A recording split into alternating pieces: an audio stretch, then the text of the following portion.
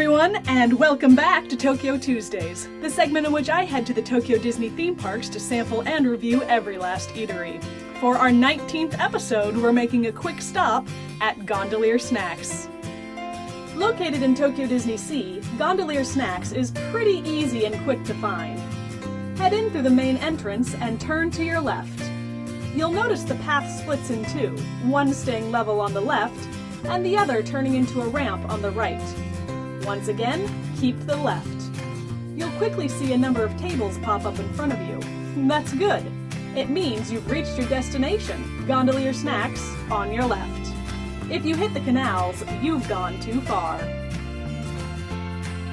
Gondolier Snacks is a lovely little snack counter, tucked away in the corner of the Mediterranean harbor. You can't actually see the harbor from the location, though, so it's not a good place to watch the shows from. But it is a convenient place to sit down, look at your map, and have some ice cream. Despite being outdoors, it carries a rather low-key, classy feel to it, not entirely unlike that of Café Orleans, though less French and more Italian. The counters are beautifully tiled, and even the posts holding the guide ropes are done up in theme to match. Alright, so we are at Gondolier Snacks now. I got the special hot Italian chocolate. It comes in a nice little Duffy cup, which may or may not be styrofoam, I'm not sure. And then I got the special caramel chocolate mousse gelatoni special cup. So let's try that. I'm gonna let the hot chocolate cool it. It came with a nice little biscotti. I think that's what this is. So that's nice. So let's try our special. So like most special cups, it comes out pretty nicely. Isn't that cute? Cookie? Maybe?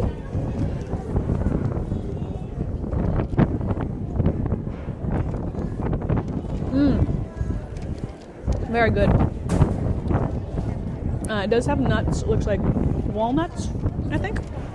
It does very much taste like both caramel and chocolate. It is also very cold, and it is far too cold today to be enjoying such a cold treat. There's mango. There's mango sauce on it as well. That was a surprise. Also tasty. Not an unwelcome surprise. Cookie, yes, but almost more sugar than cookie. Oh, there's flakes at the bottom. Interesting. So this was supposed to come in a special cup as well. But if you can see, like, I don't know if they ran out of cups or what, but it's not hardly full. In fact, it's closer to half. We'll call it half full since we're at Disneyland. Interesting. Ooh. Hot. Shouldn't be surprised. It is a hot chocolate. Put that lid back on. It's hard to tell, both because I'm miserable at drinking hot liquids, and because it's just generally hard to taste things when they're hot, but it doesn't really taste like any sort of special hot chocolate. It still just tastes mostly like hot chocolate that someone made on a stove at home.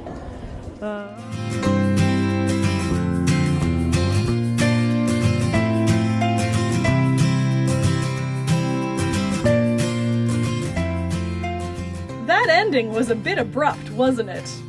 Well, it was so windy that my tripod actually got blown over. Whoops. Other than that, though, how'd it rate? Service! Service was a 3 out of 5. The women who served me were both smiley and wonderful. They took the time to make sure that I was getting exactly what I wanted out of my order. You've ordered the specialty ice cream item. That comes with a souvenir cup. Is that something that you're actually interested in? Yes, fantastic. You've also ordered the specialty hot chocolate. that comes with a souvenir item as well. Are you interested in that? No? Great. They made sure that I was getting exactly what I wanted out of my order, and I really appreciate that they took the time to do that. 3 out of 5. Atmosphere. Atmosphere is a 3 out of 5. Gondolier Snacks is sort of shoved into a corner of the Mediterranean harbor. You can hardly see any of the area's views from this location, and that's a shame because they are quite stunning.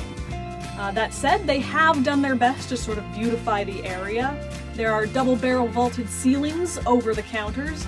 The ramp that leads up and over the canals that helps block in Gondolier Snacks has been fancied up with a nice stone masonry, possibly facade. I confess I did not examine it close enough to find out whether it was facade or real.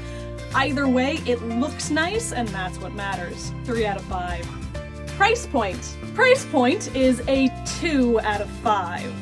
The ice cream was much more expensive than I felt it needed to be. Now, to be fair, it does come with a very high-quality souvenir mug. High quality enough that you would expect to see something similar in a gift shop being sold just by itself. But for 920 yen, it still seems a bit expensive, especially in comparison to the dishes that you get at the Queen of Hearts Banquet Hall, which are of a similar quality and material, but cost 200 yen less. Unless you're a fan of Gelato, I'm not sure if I can really recommend this as a value. The Italian hot chocolate, meanwhile, came in a cup that was half full, which just from a visual standpoint makes you feel like you're not getting what you paid for.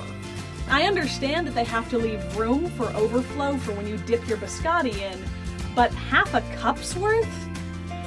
2 out of 5. The food itself.